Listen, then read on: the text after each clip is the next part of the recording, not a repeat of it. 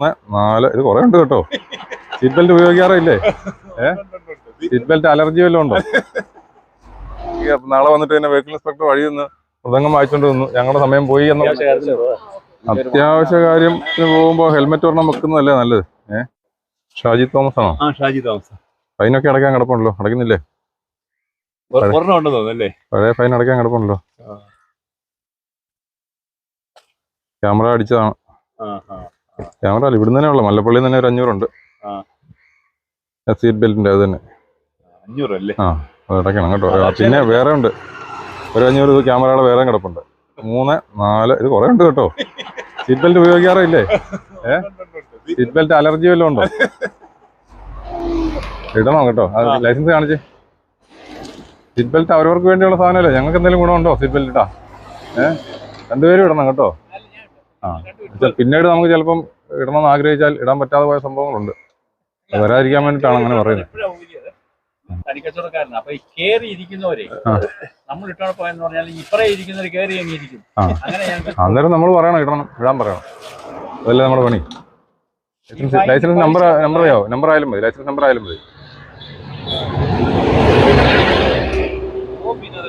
ആവശ്യമില്ലാത്ത പേപ്പർ മുഴുവൻ വണ്ടിക്കകത്തുണ്ട്. ആവശ്യമുള്ളവർക്ക് ഇല്ലതാ.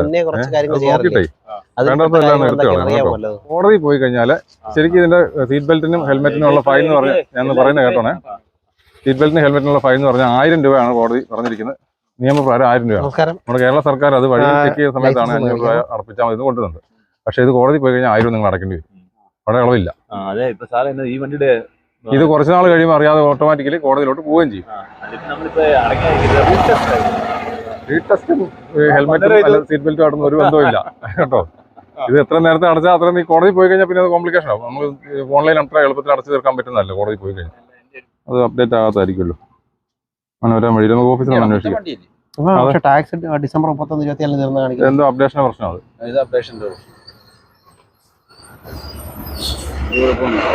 വണ്ടി പുതിയ വണ്ടിയാ. ഓക്കെ പോട്ടെ. ഡിസംബർ 31 കഴിയും. Licence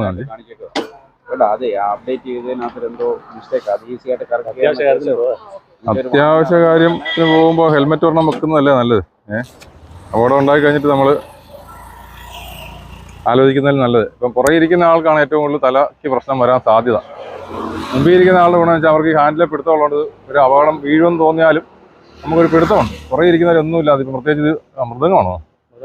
best. ഇതൊക്കെ ആയിട്ട് ഇങ്ങനെ ഇരിക്കുമ്പോൾ എങ്ങും പിടിക്കാതെ ഇരിക്കുന്നത്. വണ്ടി പെട്ടെന്ന് ബ്രേക്ക് ഔട്ടുവോ ഒന്ന് ഒലയുവോ എന്തെങ്കിലും ചെയ്ത് കഴിഞ്ഞാൽ നമുക്ക് എങ്ങും പിടുത്തമില്ലല്ലോ. ഇത് കൈയിരിക്കുന്ന സാധനം പോകാതെ നമ്മൾ ശ്രദ്ധിക്കുകയും ചെയ്യും. പേര് ഗിരീഷ് അല്ലേ? ഓക്കെ. വണ്ടിയുടെ ഡോക്യുമെന്റ്സ് എല്ലാം കറണ്ടാണ്. നോക്കട്ടെ കേട്ടോ. സുമേഷെ ഞാൻ പരിചയക്കുറവ് കൊണ്ടല്ല, പരിചയമൊക്കെ എനിക്കറിയാം. പക്ഷെ നമ്മൾ ചെക്ക് ചെയ്യുന്ന സമയത്ത് ഹെൽമെറ്റ് ആണെങ്കിലും എന്തായാലും അതിന് ഫൈൻ നമ്മൾ അടയ്ക്കണം കേട്ടോ.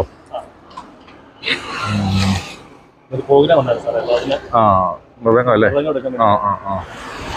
ആരാ വായിക്കുന്ന? ആരാ നമ്മള് കഴിഞ്ഞ ദിവസം ലാസ്റ്റ് പരിപാടി കഴിഞ്ഞിട്ട് പിന്നെ ഇനിയിപ്പോ നെത്തല്ലൂരോ അല്ലെ ചെമ്പക്കര അമ്പലം അല്ലേ? 28-ാം തീയതി. ഞാൻ കണ്ടായിരുന്നു, ഇത് കണ്ടായിരുന്നു, ഫേസ്ബുക്കിൽ കണ്ടായിരുന്നു.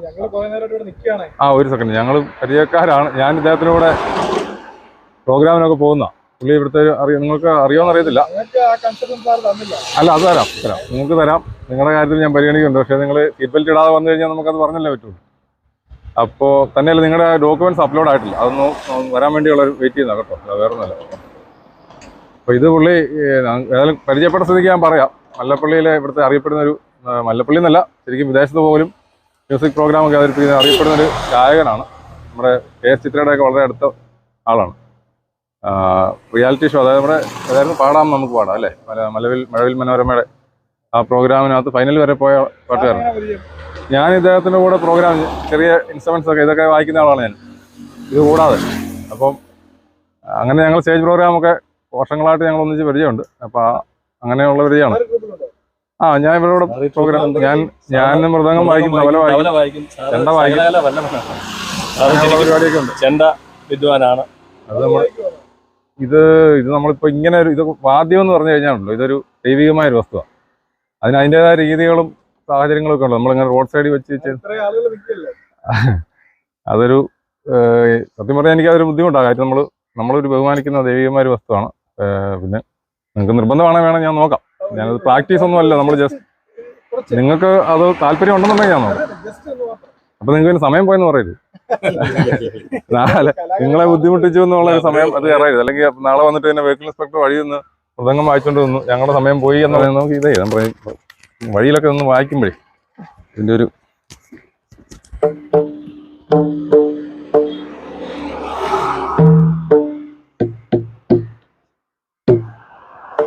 സുമേഷ് പാട്ട് വല്ലതും പാട്ടൊന്നുമില്ല സാർ, ഞാൻ രണ്ടിലേയും പാടാം. പെട്ടെന്ന് ഇവരിങ്ങനെ പറഞ്ഞാലേ അവിടെ നിൽക്കുന്ന ശ്രദ്ധിച്ചോണേ, വണ്ടി വരുന്ന റോഡാണ് കേട്ടോ, ശ്രദ്ധിച്ചോണം കേട്ടോ. നന്ദകിശോര നവനിര ചോര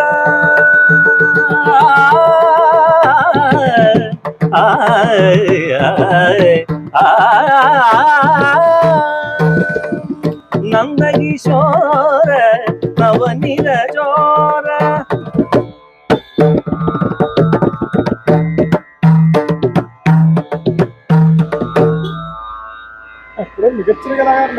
ഞാൻ നമ്മൾ പ്രിപ്പയർഡ് അല്ല, പെട്ടെന്ന് ഇങ്ങനെ പറയുമ്പോഴേ ഞാൻ ഇതുവരെ എൻ്റെ ജീവിതത്തിൽ ഇങ്ങനെ റോഡ് വെച്ച് ഈ സാധനം ഈ കാര്യം ചെയ്തിട്ടില്ല കേട്ടോ. യൂണിഫോമിൽ ഒട്ടും ചെയ്തിട്ടില്ല. ഇത് ഞങ്ങൾ കുറേ ഇവരുടെ കൂടെയൊക്കെ അല്ലേ മിക്കവാറും പോകുന്നത്. ഞാൻ കഴിഞ്ഞ 10-ാം തീയതി ആയിരുന്നു ഇതിൻ്റെ അരങ്ങേറ്റം, മൃദംഗത്തിൻ്റെ. ചെണ്ടയുടെയൊക്കെ നേരത്തെ കഴിഞ്ഞാണ്.